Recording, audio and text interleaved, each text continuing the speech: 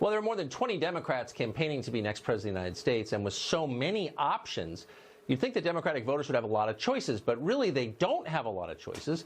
They only control the cosmetic appearance of their next candidate. They can decide whether their nominee will be running to be the first Hispanic president, or the first female president, or the first gay president. But in everything that actually matters, in other words, what they believe, they're pretty much the same. All of them will be running on a platform of open borders, open prisons, free health care for illegals, etc. And all of them have the same tone of their campaign. They'll all spend the election campaign asserting their superiority to the country. They deserve to be president not simply because they're better than Donald Trump, but because morally they're better than you too. On the campaign trail, Bernie Sanders has been zealously demanding that other people and other businesses increase their minimum wage to $15 an hour. For example, he's accused Walmart of paying its employees, quote, starvation wages. He's also celebrated workers who have protested and gone on strike to demand a pay increase right now.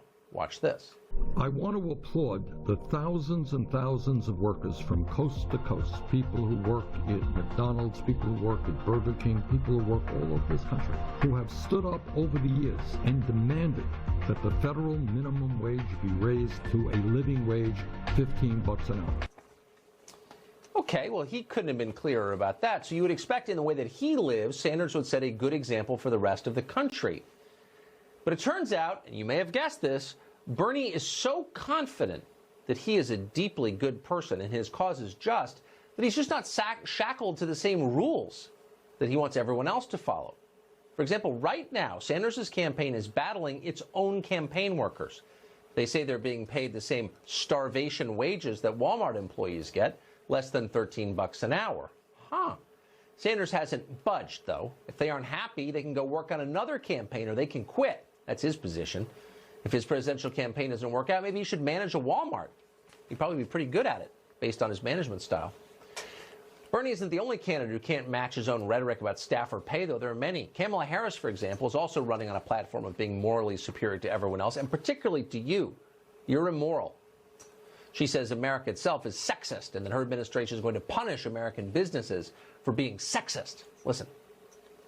I'm going to shift the responsibility to the big corporations to require them to prove they're paying people equally for equal work.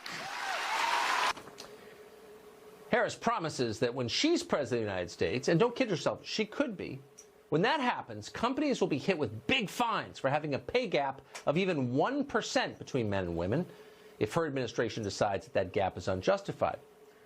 So that raises the obvious question, what's the pay structure like at Kamala Harris's own office? Well, it turns out that Harris is paying women only 94 cents for every dollar men earn. It isn't just pay where Democrats aren't measuring up to the demands they impose on everyone else, however. There are many measures by which they're not measuring up. Kirsten Gillibrand has hopped on every single left-wing fad of the past 5 years. There isn't one she hasn't embraced wholeheartedly. 2 years ago, that meant that she led the push to force out Al Franken. Remember poor Al Franken, the hapless senator from Minnesota? He had to leave office thanks to Kirsten Gillibrand when there was no proof he'd done absolutely anything really seriously wrong. He was a jerk. He acted like one, but he wasn't a rapist. You'd never know the way that she acted. Afterward, Gillibrand looked back and justified herself. She said she wasn't leading a lynch mob. She was just protecting the weak. Watch.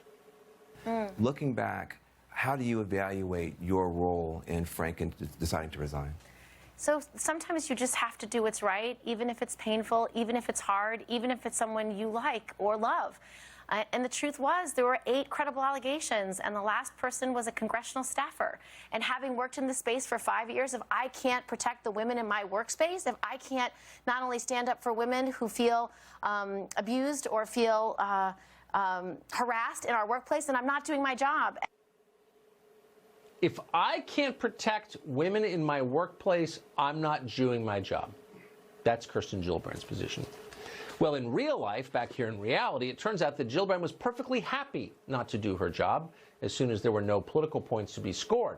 Last summer, just last summer, not in 1985, like the other day, one of Gillibrand's aides resigned over sexual harassment from one of her superiors. The aide said that although she complained about the harassment in Kirsten Gillibrand's office, the internal investigation was brief and her concerns were quickly dismissed. Just a girl complaining. That's how Kirsten Gillibrand actually lives.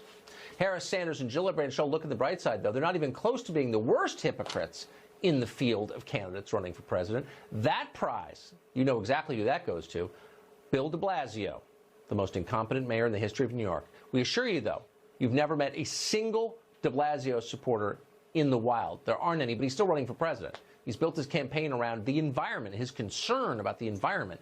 He loves Alexandria Ocasio-Cortez's Green New Deal, so much that he stole the idea for his city. And he says he's going to lead by example right until he hops into his gas-guzzling SUV to head to another political event.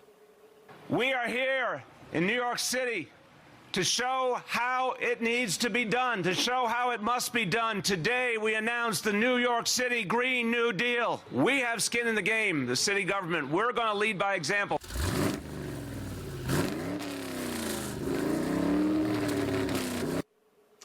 A year from now, de Blasio's presidential campaign will be mercifully over, but he will live on because his attitude now defines the entire Democratic Party.